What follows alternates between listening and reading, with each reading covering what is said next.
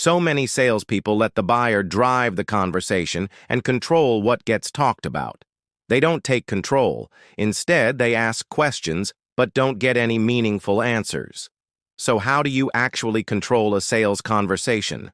Well, first, you initiate objections before they become an issue. You know, most salespeople are afraid to bring up objections early in the conversation. They want to avoid them, ignore them, push through them. No, no, no. Here's what you do. If you're going to talk about price, talk about price. Don't beat around the bush. Don't be afraid to bring up objections. Bring them up yourself before your buyer does. That way, you'll be addressing something they already know and have already thought about. It's so much easier to talk about price than to surprise somebody with it. And believe me, most people expect you to talk about price. Now, if you've got a $200,000 solution, don't hide behind technical terms and try to explain it in some convoluted way. Say, listen, here's what we do. Here's our team. Here's how it works. And this is what it's going to cost you. $292,000. Once you get over the hurdle of actually talking about money, everything else seems much easier. It becomes less threatening to your buyer. Your buyer then is more willing to look at the next part of your presentation. Next, you have to preempt price sensitivity. You know, when you get to the point of talking about price, make sure you've said the word clearly. Make sure you haven't danced around the bush. Make sure there's no mystery.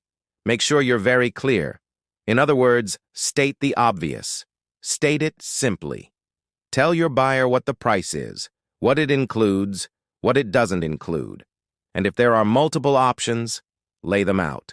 You know, if your security system might cost somewhere between $200,000 and $300,000 a year, say that. If you're selling insurance, say what the premium is. Don't hide it.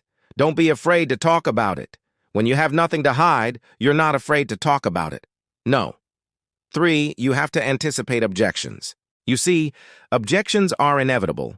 Objections are expected. Most objections are predictable. In fact, most objections fall into one of 3 categories, and if you sell long enough, you'll know exactly what those categories are. I can't afford it. I'm not the decision maker. I don't think it's going to work. Maybe there's 3 other ones that are important to you. Write them down. Put them in the back of your mind. Think about them, and then deal with them.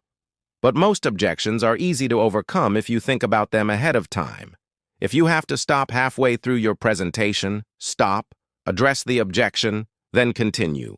Don't let the objection sit there. Don't pretend it's not there. Deal with it. The 4th step is to ask questions to drive the sale. Most salespeople ask questions but don't get any answers. They just ask questions. The key is getting answers. You must be able to ask questions and get answers to those questions. And then when you get the answers, deal with those answers. Now, there are 2 people involved in a sales conversation. One is the salesperson, one is the prospect. The salesperson has to listen. The salesperson has to be able to extract answers from the prospect. And so many salespeople are bad at this. They just ask questions, but they don't listen to the answers. Now, the final piece of this is master the art of questioning. Now, this is a subject for another day. I'm just going to leave you with the thought that you're in control of the sale, not the prospect. Yes, the prospect has needs and wants. Yes, the prospect has objections.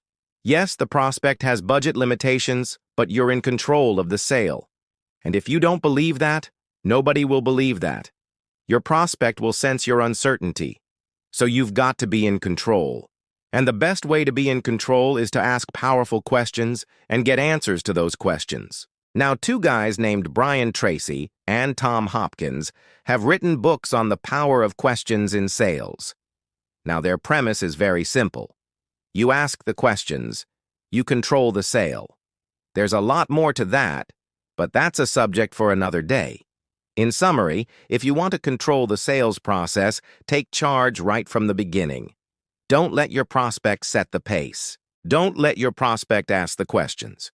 Don't let your prospect dictate the conversation. Control the sales process. You've got to present your offer. You've got to present your price. You've got to identify objections before they become an issue. You've got to deal with those objections. And if you follow this process, Believe me, you will close more sales and close them with more certainty. Now, if you like this video, please subscribe. If you really like it, give us a thumbs up, and then watch this video here. It's really great.